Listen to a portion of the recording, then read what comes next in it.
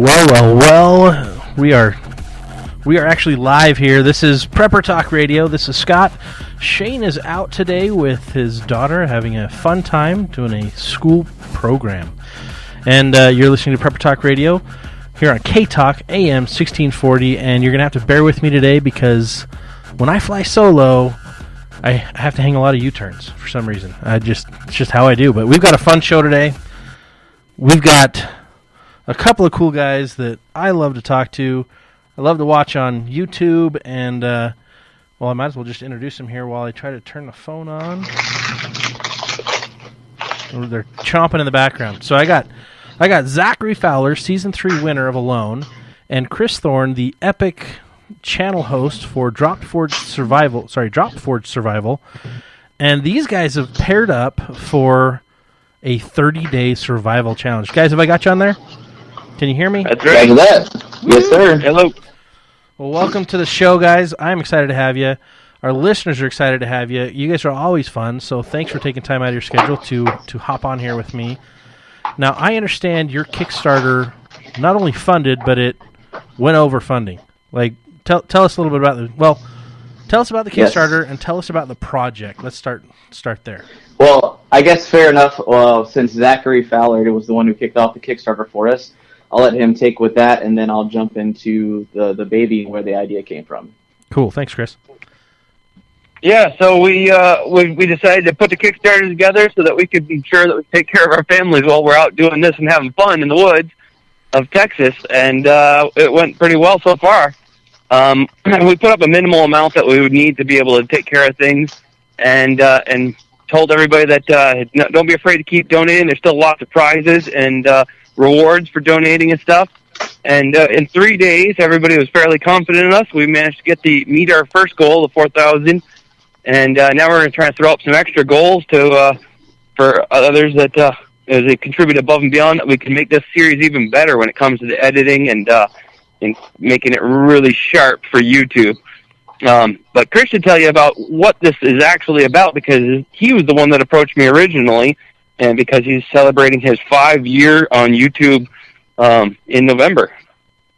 Yes, so how this all came to be is because it is, like Zach said, my 5-year anniversary for my channel, which is, for me, a big milestone. That's a half a decade.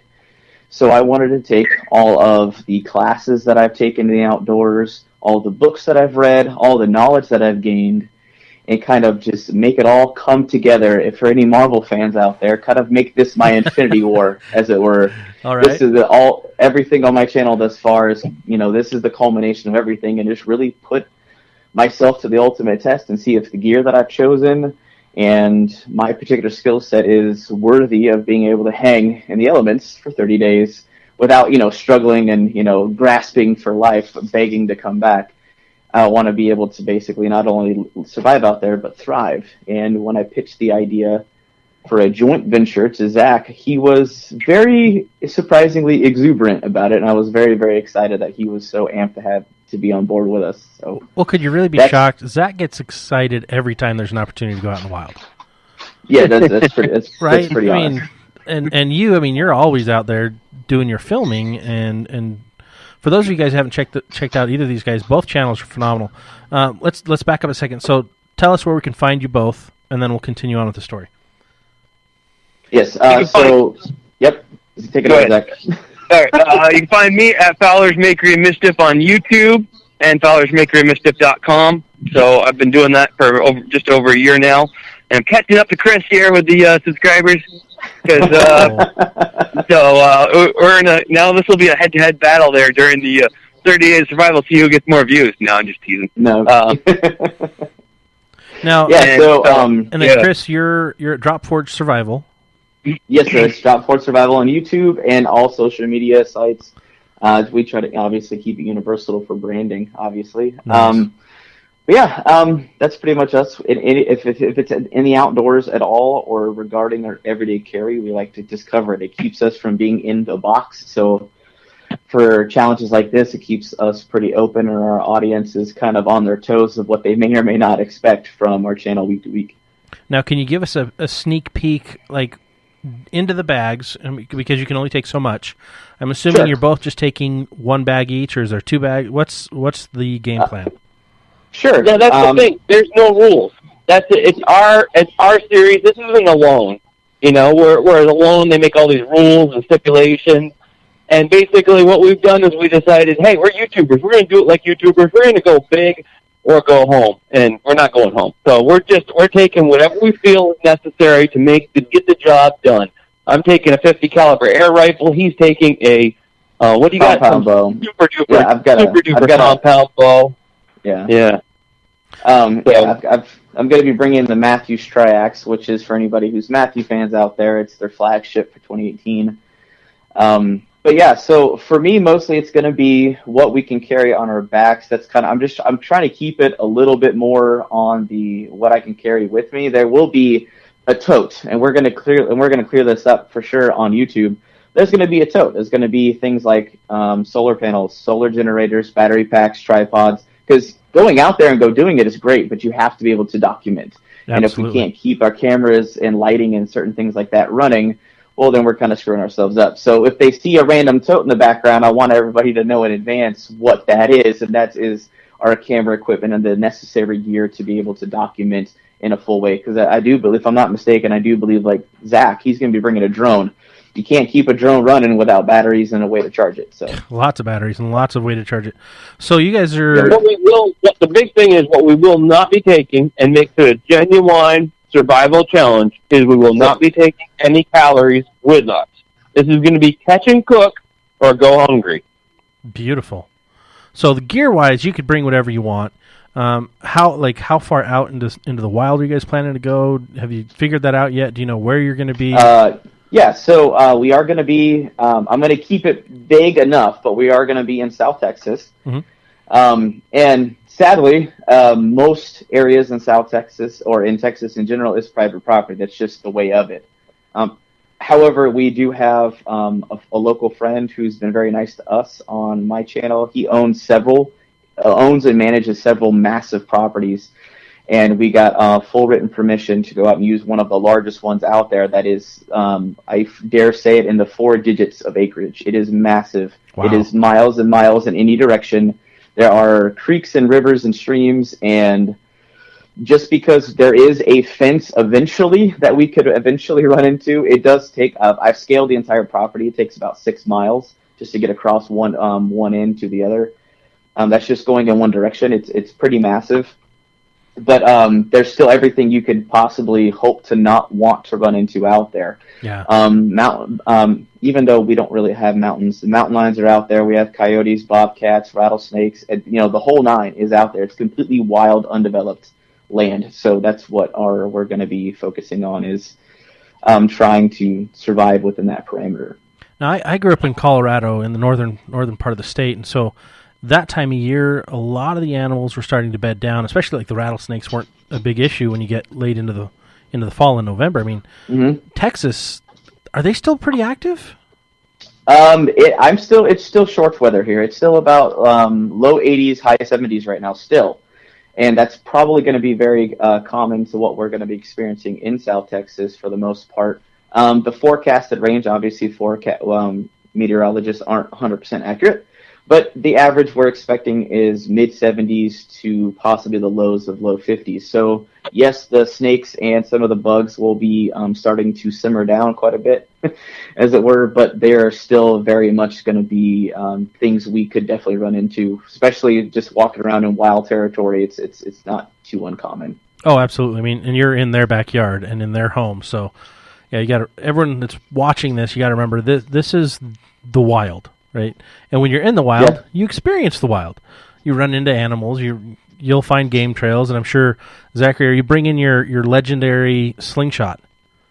Yes, sir. That's my goal. I'm very excited because I haven't had too many opportunities here in Maine. It's illegal to harvest stuff with a slingshot. So down there, I'm hoping I get some great opportunities with that.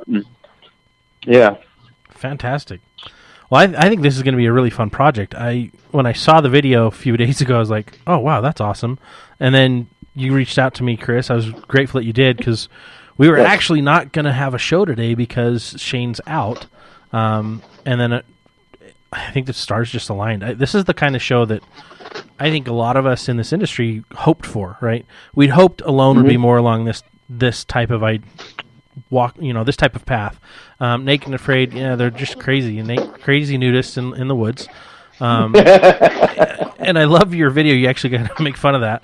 But I love the fact that it's in real survival. It's like you take whatever you can take with you, anything and everything, and you go. And when you can do it in a group, it's even better because now you can split resources. You can actually do something effective and meaningful. And so getting to see this firsthand is going to be a lot of fun. Is it going to be broadcast on both your channels? Are you making a new channel? Yes, sir. Okay. Yes, sir. Yeah, we're going to be originally. We were going to do like 14 episodes, and then I was like, wait a minute, every time somebody watches the show, their biggest complaint of like Alone or anybody else is like, man, I wish they'd show more. So I was like, let's just do one episode a day for every day we're out there. Mm-hmm. Nice. And so now we're going to do. That's our plan. Is do one episode a day. You get to see everything basically, as much as we can bring you, without boring you and without actually doing it 100% live. Wow. Yeah, and something that we're gonna be working towards. Speaking off the live tangent, is we will try to. We have worked with locals who will be able to give us weekly health and wellness checks, and that's something we're going to work to broadcast live on both channels simultaneously, so people can see we can do weight check-ins, we can get blood pressure, just to make sure we're still healthy enough to keep going. And that's something that our viewers are going to be allowed to follow with us to still feel connected while we're out there. So even though they're getting a tiny glimpse, it's still going to let people know that we're still alive, we're still doing okay, and we're going to keep moving forward week to week. So we will be doing that as well. So if anybody had any worries of safety concerns, we're not just going to go 7,000% off grid. There is a few people who know exactly where we're going to be and where to find us day to day. If something dangerous arises, people know where to come get us. Awesome. Well, it's kind of interesting. It sounds like it's going to be the most engaging and most interactive show for the pure fact that it's going to be some of it's going to be live streamed, but then to see the big reveal, it's going to come in 30 episodes. Now, yes. Now, do we get to see like in what you took with you in once we do the episodes? Is it going to show you here's what you guys decided to take and why? Are you going to go into that depth, or are you just going to kind of go out there and say, oh, by the way, that'll be like probably the first episode. We'll be talking about that and stuff. Yeah. Yeah, what I've decided to do is I wanted to connect with my viewers in a way that you can't do on a TV show, like you said, like on Naked and Afraid or Alone. You just can't connect with people because it has to be hush-hush. They try to make everything very suspenseful and dramatic and fun. And it's very, very good for a TV production. But for YouTubers, for us, we're concerned, our viewers are what make us who we are. We're not, I don't consider myself anything special. It's the viewers who make us what we are. That's what helps us grow, allows us to keep making the content. So something that I decided to do is go through and say, hey, I want you, my viewers, to go down the comment section of a series of videos we're making and tell me which gear you feel I should bring, and whichever comments get the most, whichever items get the most comments, and there is usually a trend, they get to go down and make their suggestions. They basically get to vote on what I choose to bring. And I'm not letting them choose every single item. There's some core items I definitely want to have, but things like my survival knives, axes, water filters, sleeping systems, I'm going to allow people the opportunity to vote on what they feel I should bring so they can be more connected to the series and hopefully build a little bit more energy and excitement because they have a say in that particular system. Well, yeah, our bumper music's cutting in, so we're gonna pause for station identification and some commercials. But guys, stay tuned. We're gonna be back. We're gonna spend the entire hour with Folwer and Thorn. I mean, these guys are the guys, so stay tuned. We'll be right back. So get out there and enjoy. Hey, welcome back to Prepper Talk Radio. This is Scott, and I've got Zachary Folwer and Chris Thorn. We're talking about their exciting 30-day challenge, and I want to remind you guys, if you want to find them, if you want to follow them, hop on over to social media. They've got their YouTube channels, and if you want to follow us, we're going to have them shout out the channels again in a second, but if you want to follow us, the fastest, easiest way is to hop on PrepperTalkRadio.com And we've got everything linked there. You can actually download all of our shows through Spreaker, through iHeart, or through iTunes. So we've podcasted everything for you. So you can listen in wherever you are, whether you're driving. Ironically, our largest audience is in Georgia. So I want to give a shout out to all you guys down in Georgia. Thanks for listening. Thanks for making what we do important to you. So back with Chris and Zach. Guys, thanks for hanging out with us today. Now, we were talking about kind of the gear that you guys were taking with you, but before we jump back into that, tell our listeners again where they can find you. Zach first. I am Fowler's Makery Mischief on YouTube and fowlersmakerymischief.com. And Chris. Yes, sir. I can be found on Drop Forward Survival on YouTube, Instagram, Twitter, and also Facebook. Yes. Wow, I was going to say, don't forget you're on Facebook. That's actually where I found you. Now, you guys have both been in this world for a long time. Zachary, you did your long challenge with Alone, and congratulations, you won on that one. Chris, what's the longest time you've been out in the wild leading up to this? Yeah, the absolute longest I have ever been out in the woods is 6 days, actually. Not very long at all. So that is the big reason, since we do have a survival channel, I wanted to go ahead and pursue, and it's for someone who listening in, like, that sounds like a lofty goal. But the mindset behind that is, if I feel that if someone can last 30 days, they're, one, set up for much better experiences, and they kind of know what to expect in those first moments if they're out in a survival situation. But if you can make it 30 days, the odds of you making it longer are going to be drastically increases. Obviously, with things like sickness or injury, anything can happen at any moment. But with the general survival scenarios outside of illness and injury, you should be able to handle yourself day to day. So learning how to really go through and pick the food, figure out where to go, bed down, find your food, find your water, and just keep yourself in consistent nutritional, without putting yourself in a drastic caloric deficit or overheating, you should be pretty good to go. So that's what we wanted to basically put ourselves to the test. That's basically why we chose this the way we did. Well, I think there's also the big psychological and mental game of it, right? Most of us haven't gone through significant durations of time being away from society, right? Being untethered from our phone, untethered from the media, untethered from the day-to-day grind of our normal job, and been placed into a situation where we really have to work hard every day to survive. What do you think that's going to be like? I mean, Zachary, you've done this before, so we'll get your opinion in a minute, but Chris, what do you think that's going to be like for you? How is that going to be hard, do you think, to adapt to? Well, a small random shout out. I have a good friend, also a fellow YouTuber. His name is Bob Hansler. He happens to also be down in Texas, and he understands the philosophy behind the transition, just going from day to day, for the most part, urban life to wham, instantly just everything's gone. You're running water, flush toilets, everything is gone. And he wanted to help me adapt to that as much as I could get away with while I'm still having to make videos, be a father, and not just go away. So for the past 2 months, I've actually been escaping to his property and going off on, I would say, micro excursions. Doing the first stint was a 5-day.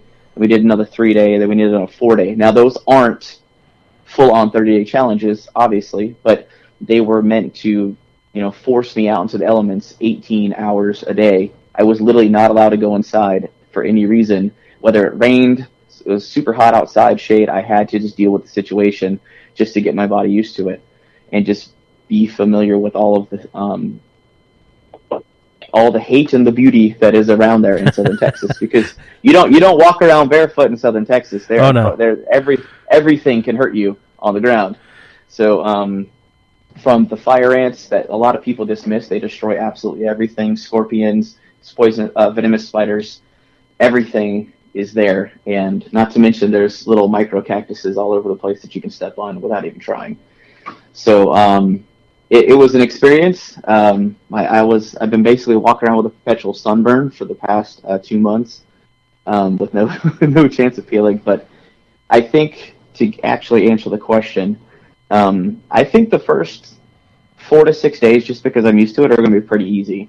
Now, given my ability to kind of acclimate myself and get my mind a little bit more geared towards what we're going to be facing, I think somewhere around day 8 to day 12 is where I'll have, if I have any type of physical or mental slowdown where I'm kind of just not feeling it that day, you get depressed, maybe there's a little bit of anxiety, kind of wondering where, things happen, anything negative, I think that's where I will have to, if I have anything, that's where it'll probably jump into, because the kind of, oh, I've already done this is that wears off and it starts lingering longer. But knowing we have an end date could be something that drives me forward, because I know there's an end date. I know there's every time that the sun goes down, wham, that's when I'm one day closer to the end of the goal. So I think that's also another motivator. So yeah, I guess that's a really bad answer, but No, thank you. That's been helpful for our listeners. Now, Zachary, how are you preparing mentally for this? And is it different than what you did to prepare for Alone? I mean, you used to live off grid, and now you've got this home. You ever seen a chicken with its head cut off and it runs around in circles? That's what it looks like me getting ready this time. I kind of double booked myself this fall.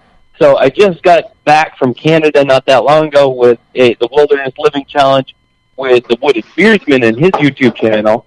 And so while I'm out there in Texas, I have been editing my butt off to get ready for that. Those will be airing all through November, the Wilderness Living Challenge, and then jumping right into airing the Texas Challenge in December. And since I'm, owner-operator of my own channel here, I'm editing and releasing all my own videos. So it's crazy. I'm trying to do both at the same time here. I was sitting here last night till midnight patching my boot that I had with me on Alone, and I've been mostly trying to skim through old books again and see if there's anything I can't use out there and that I might have missed as some survival technique that's something I could do in Texas. I know armadillos are a thing, and netting them is a good possibility. Trapping isn't something that we have a license for, but there are live catches that we can do and finish the animals off with the hunting license. So mentally preparing for that and thinking about making a net to catch armadillos and stuff like that we'll be able to eat. It's gonna be pretty wild. I'm super excited. It's a condition that I have never been in before. The last time I was in Texas, it was so hot I spent the whole time inside. And that was actually the first time I ever met Chris there, was at, what was that thing called? The Self-Reliance Expo over in Dallas. Yeah, and it was so miserably hot there. I was like, this is ridiculous. So I went out one time for an hour and a half, and then I went back to my hotel room. Now, how long ago was that you guys met at that expo? Usually about a year and a half. So is that back when Kiki Bandala took over, or was that still with Ron Douglas? Or was that the interim That was with Ron. Okay. Yeah, this was, yeah. Wow. Yeah.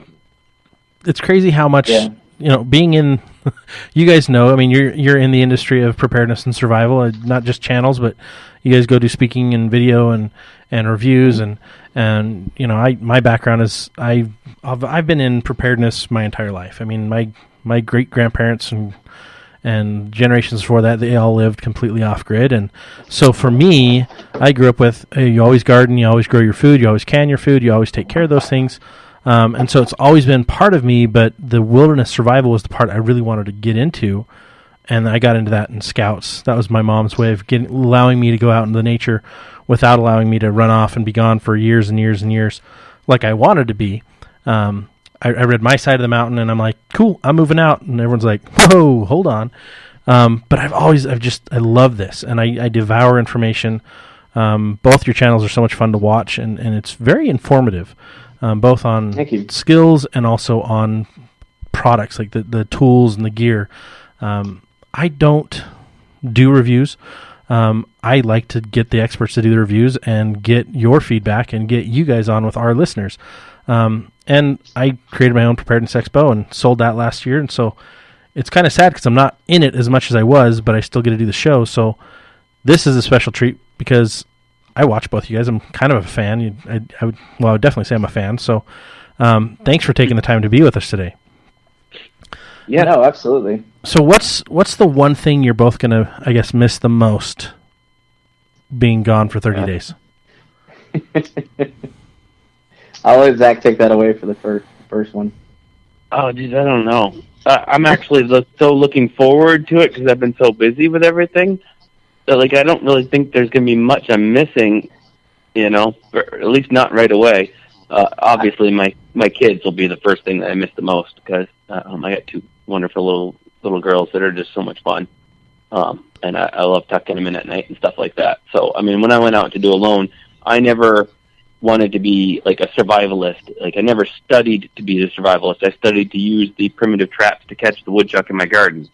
And then I went and did Alone, and it was like, I came back and I was like, I'm never going to do this again for the first week. And then it kind of like came over me, and I'm like, I got the bug. I want to have more adventures. And so this is the first, real big adventure again that's most similar to doing Alone and getting back out there. And so I'm just looking forward to it more than anything else. Not even considering I'm missing all that much.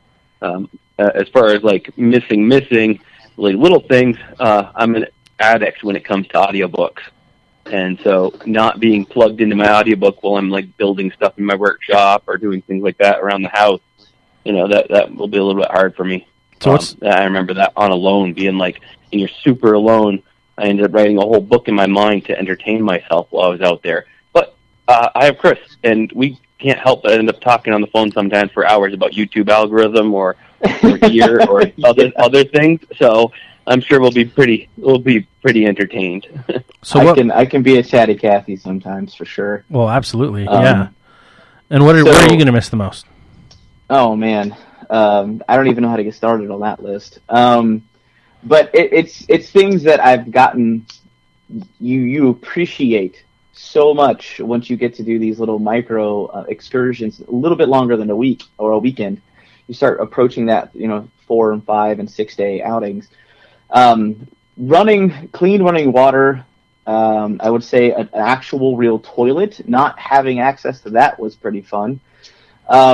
It's just because I didn't grow up in the bush, and there may be a few listeners snickering just a little bit, and it's just fair because I am from the city. I live in San Antonio, for reference. Or being able to just go into the fridge and literally just pull out whatever you so desire, whatever you purchased a couple days or a week before.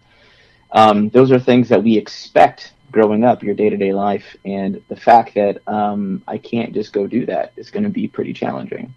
So, but as far as outside of material things that are kind of meaningless that we can have some form of control over while we're out there, I would say it's probably a very healthy tie between my wife and kids, and probably my two dogs. I have a white German Shepherd named Bella and a scrumptious little 7-pound Chihuahua named Margie, who thinks she owns the house. Well, she probably does. It's probably between her and the kids, right? Yeah, it's between those two. Yeah, it's So I want to go back a second. You guys both, Zachary, you've got experience with this for a long period of time, but Chris, your micro excursions, bathroom, right? A lot of our listeners haven't done the outdoors thing, right? We talk about it. We kind of pitch a big game, but what do you guys do? What do you use? What's your technique or your method? Sure. The way I'm gonna be approaching it, and I'll let Zach take over. He's gonna have more of a primitive side, I imagine, than I will. I'm gonna be coming more from a gear-oriented standpoint. So for just the bathroom, for sanitary things, I have some. They're designed to be biodegradable. That means once water comes in contact with them, obviously they break down very quickly. I have things called shit kits. That's the actual name. I'm not just being rude.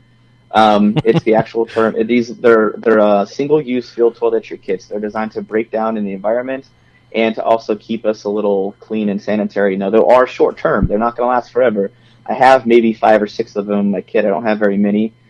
It's to allow myself some time and transition to find those things like mallows and other plants that won't irritate my skin that I could use in lieu of that. But to further onto that, if I don't get very lucky, because things are going to start withering and drying and dying in the winter months, we have biodegradable, I call them toilet paper tablets because my buddy Nate, aka the Canadian Prepper, kind of dubbed that video. He made it famous, but they're basically those little micro compressed towels.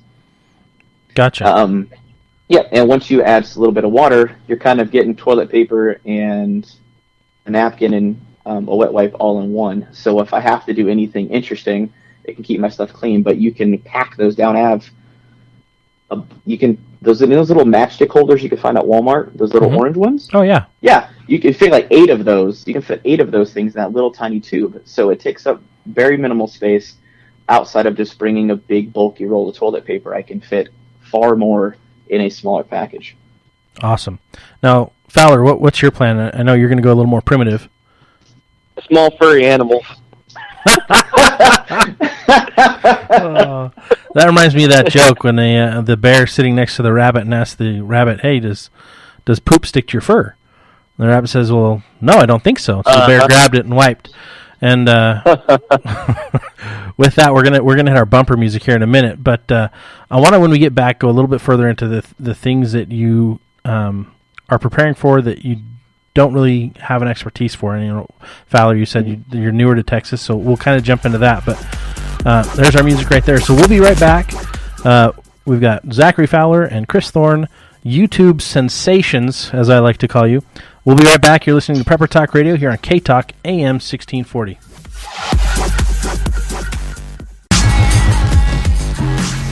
Hey, welcome back to Prepper Talk Radio. This is your host, Scott. Shane, again, is out today, so we will welcome him back lovingly and excitedly next week. So right now, we want to jump right back into the show. We've got Zachary Fowler and Chris Thorn, YouTube sensation on survival and gear reviews, and they're about to launch on their 30-day challenge. Now, you guys, we just started talking about, well, we're into the poo story, right? We just started talking about Fowler's technique. So, Fowler, what are you going to be doing? I mean, obviously you're going to have to catch little furry animals, but tell us what you're really going to do. On alone, at first, I was like wicked sick at the beginning. And I hid that from the cameras because I didn't want to be the guy that went home because he pooed himself to death. And because your body transitions when you first go out there. And before alone, when I went to, my stomach was all messed up. I had a hard time digesting fat. Now that's all balanced out since I cleansed. And so I don't expect that to happen this time. But your body still will have some sort of a cleanse during the first 2 weeks. At which point, you're going to need a bit of toilet paper or a lot of moss. And out in Patagonia, we weren't allowed anything like toilet paper, so I ended up using all the moss on all the trees. I had to climb trees to get more moss. I used so much of it. Oh, wow. So I'll probably take, a roll of toilet paper, but depending on how much you eat, you'd be surprised at even, once you get going, and after that first 12 days, your body is really digesting everything because you're getting, unless you're eating really well, you're getting less calories, and you don't go as often. And even just recently when I did 70 Wilderness Living Challenge in Canada, I found that we were, towards the end, it was every 3 days. You didn't have to go to the bathroom because even though we were getting more than enough calories, there were smaller, more condensed calories from fat. And so it's that you don't have to go as often. And, but toilet paper's a nice thing, so I'll probably bring a small roll of that. And cause I'm not sure about Texas and those cactuses being very comfortable. So I'll bring a starter kit. Yeah, you really don't want to take a prickly pear and turn yourself into prickly poo. So, yeah, definitely be careful down in Texas. We used to use the yucca plant when not the yucca plant, we called it Indian teepee growing up. It's all over Colorado. We'd use that camping. But my longest excursion is really scout camps, and those are 6 days. And we always had food provided, or we'd bring coolers and coolers of food. So my actual personal best is really 3 days, 72 hours. That's all I've done, and part of that problem has been I've always had a full-time job or commitments that I really couldn't break away and go longer. So it's really exciting to me to live vicariously through you guys for the next 30 days, because you're leaving Wednesday? Next Wednesday. Oh yeah, we're going to be leaving around anywhere between 5 to 6 o'clock in the morning, November 1st, and going straight out there. and just killing it the whole month. Oh yeah, basically the entire month of November we don't exist on grid except for our health and wellness checks when we finally we conserve the battery and we turn on the signal booster so people can actually broadcast that. Fingers crossed. We're praying that works. And during that time, we'll be able to watch you guys on YouTube Live or Facebook Live, or where are we going to be able to find you for those broadcasts? Yeah, YouTube Live. We'll be alternating between my channel and his channel with the live broadcast if everything goes well. Mm-hmm. So. Oh, that's going to be exciting. And do you guys have like a time of when you're planning on doing that broadcast each? Is it going to be like each Friday? Sunday morning at 10 Eastern, 9 o'clock Eastern Standard Time here. Okay. It's about 10 o'clock. 10 o'clock in the morning on So it's gonna be the mornings of Saturday. We're gonna try to keep it very consistent though. It's gonna be around 9 or 10 o'clock in the morning. All right, listeners. Yeah. So get your jammies on, grab your favorite Fruity Pebbles cereal, and hop on YouTube every Saturday morning and pay attention because we're going to get the live updates, the health screening, and then the whole month. I'm assuming you'll start publishing mid-December, or are you going to have the first episode ready? Hopefully before then. What do you think? December, sometime after December 9th. Yeah, I think. So December 9th-ish. Stay tuned. Yep. Unless the apocalypse happens before then, we'll all get to tune in and start watching your daily episodes start going live. And you'll probably publish one a week, or are you guys going to dump one every day? Oh no, we're going to dump it every single for the entire month, all the way through every single day. We might take one day off or something like that and do a live stream. So we might do like 6 days and then do a live stream, and let answer questions, and then so we can get a little bit of a break. But yeah, that's the goal, is to literally put out one episode a day for each of the 1 days that we're out there surviving. Oh my gosh, that's going to be incredible. Well, I'm cheering for you. Just to make it fun, something we've been toying around with. I'll give your listeners a small sneak peek of something we're toying with. Is come up with different types of tasks and challenges that with small backup pieces of gear. So for the entire day, we were not going to have access to our saws or axes. We have to use something like a wire saw that you would find in a survivor bracelet. For that day, that is a challenge that would. So it all depends on a lot of things that the stars have to align to allow us to go through that extra bit of torture. But if all goes well, those are some challenges we're looking at kind of doing to mix things up as far as giving people really fun, engaging content that's making things a little bit more interesting. So we've even toyed with, if we can, and the live streams are working well, maybe even doing a fun live stream on Wednesdays where we add a little bit of the Hunger Games aspect, If everybody throws down $500 in the live stream in the next 30 minutes, I'll dump a picture of water. No, I don't know about that. They dump down 500 not to see that, probably. But, if you dump down 500, I'll dump a pitcher of water in Chris's sleeping bag before bed. Oh, there you go. Or I'll get a pizza, and he gets to eat it, and I have to sit there and watch it, Yeah, that's a little too much. That pizza part would probably kill a lot of us watching it, just because we'll probably be eating pizza, and you guys will be starving. So, I want to go back a little bit. We haven't talked about shelter. I know in Alone, I mean, you had a tarp and you could build, do things that you want to do. Are you guys planning on taking out a tent, a couple tents, build a shelter when you get out there? What's the plan? Yeah. So as far as I'm aware, we're both going to be sleeping in the hammocks. Reason being is mostly they're very, very lightweight. Hammocks are extremely light and portable. Mm-hmm. They're going to be some of the smallest, most mobile. They're easiest to set up, easiest to tear down. But also it's for safety too. With South Texas, especially lately, with this still technically kind of sort of being hurricane season, it doesn't really go away for the Gulf Coast, and we'll be close enough to the coast. We're not going to be we're not going to be on the beach or nothing, but we're still within an hour or two that if something in the Gulf stirs up, we could be affected by rain. So things like rain and all of the things on the ground, you just don't want to mess with it. It's not like places like Ohio or Canada where these beautiful birch and spruce and maple trees, and they just brush away these lovely pine needles out of the way. I mean, there's a lot of spineful, pointy hate on the ground out here. Yeah, the hate on the ground is definitely real in Texas. Yes, it is. Colorado, we've got a little bit easier where I grew up. In Utah, it's about the same as Colorado. I mean, we've got small cacti all over the place. We've got all the little goat head hitchhiker crap everywhere that gets in your clothes and under your skin. Oh, it's just brutal. But we don't have as many animals that are actively trying to kill us and destroy us as Texas does. Yes, I mean, everything they say everything's bigger in Texas, but even the smaller things are just scarier. Well, and they actually, in the grocery stores and Walmart's, bookstores, everywhere, there are actually pamphlets for parents to buy for their kids to teach them about all the things that are venomous and poisonous and dangerous out in the wild. They disguise it under education and other pamphlets like knot tying and fun stuff like that, but there are literally pamphlets of the 24 species of venomous snakes that are just in Texas alone. So there are, and it sounds horrific, like no one would ever want to go outside. It's very manageable. It's just you have to just be aware of what you're getting into before you go out there. Yeah, so, and you need to be aware of anything you do, wherever you are, listeners, wherever you are in the country and the world.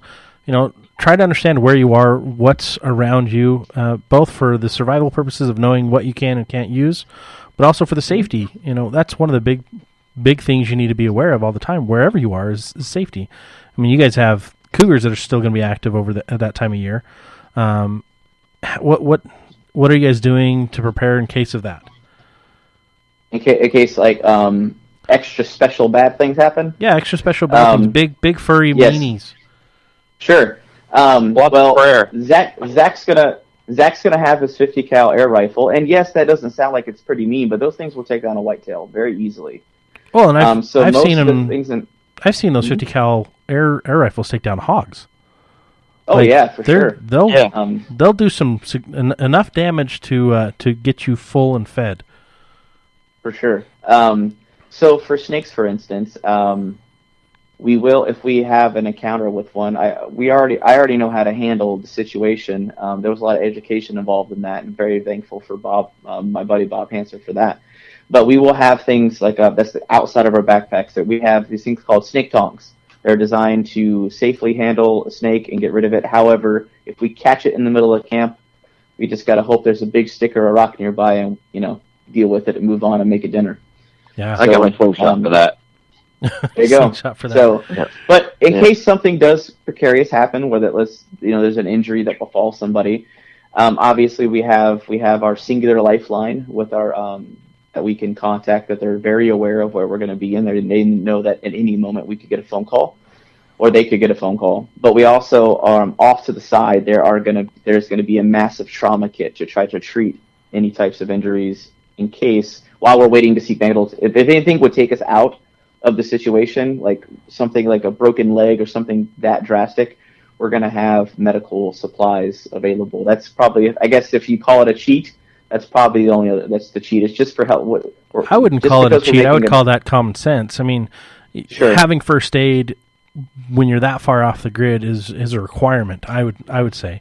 I've been many times. I've been the scout leader with the most first aid.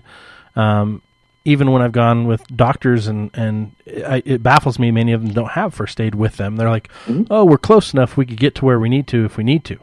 And I don't like that rule. I like being able to take care of things as they come up when they come up. So, with that being said, do you guys have any specific gear sponsors who've helped you with providing any of this gear that you're going to be using? That you want to give a shout out to, or is it all just stuff you guys both have been accumulating over your lifetimes? Actually, we do have a few gear sponsors. I'll rattle off a couple of them, and then hopefully, if Zach remembers all the names and everything, we can. But yeah, I definitely want to give a special shout out to my buddy Corey over at Bare Minimum. They're the makers of the Bear Bowl. Wazoo Survival Gear is a sponsor for some of our wearable EDC items that we have on us.